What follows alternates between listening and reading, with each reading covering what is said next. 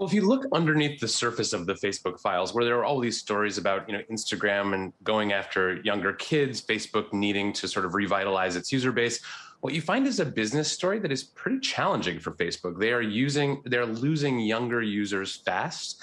In the US, their own internal researchers predicted that teenagers' use of Facebook would decline by 45% in the next 2 years. That's a big number. And what you see overall is that a lot of the company's moves are not offensive, they're defensive. They are bleeding users to TikTok and other platforms, and they're desperately trying to get them back. Others might say, look, revenue doubling in 3 years, an incredible print on earnings just in Q2 would belie that.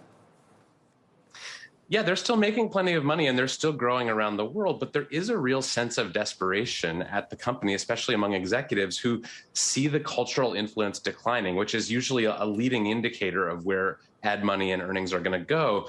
They really haven't been able to introduce anything nearly as compelling as Instagram for quite some time, and their users are flocking elsewhere. Now, Kevin, Truist, one of the analysts that covers Facebook closely, came out with a note today saying that regulation is actually going to be a great thing for Facebook. And all of this criticism is going to drive the company to be stronger and more successful over time. What about that argument? Sure, it's possible that regulation could entrench incumbents like Facebook. It often does, and we've seen that in the banking sector and other sectors as well.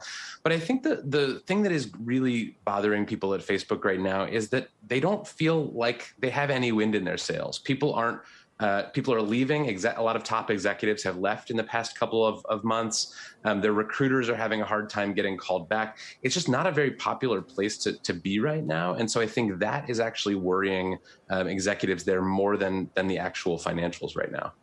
Kevin, no argument that Facebook is under a lot of pressure right now and faces a lot of potential bad actions against it. But I think we can tend to be too binary when we call whatever it is dead. PCs are dead. Microsoft's dead. Dell is dead. Facebook's not dead. Facebook shopping's doing fine. Messenger is doing fine. If you look at the numbers on how people feel, employees feel about Mark Zuckerberg, they're not as high as they used to be, but they're still pretty high. Might we be overdoing it here because that's the popular narrative? It's certainly possible, but I think the popular narrative actually is that Facebook is an unstoppable juggernaut that needs to be brought to heel with aggressive regulation. But I think the counter argument to that is, well, maybe they're just going to be competed out of existence like every other social network ever has. We forget that no social network lasts forever. There was Friendster, there was MySpace, there was Facebook, and someday there will be something else. To that end, I wonder whether or not you think the likes of a TikTok or a Snapchat have to capitalize on this impending weakness, if in fact it does happen.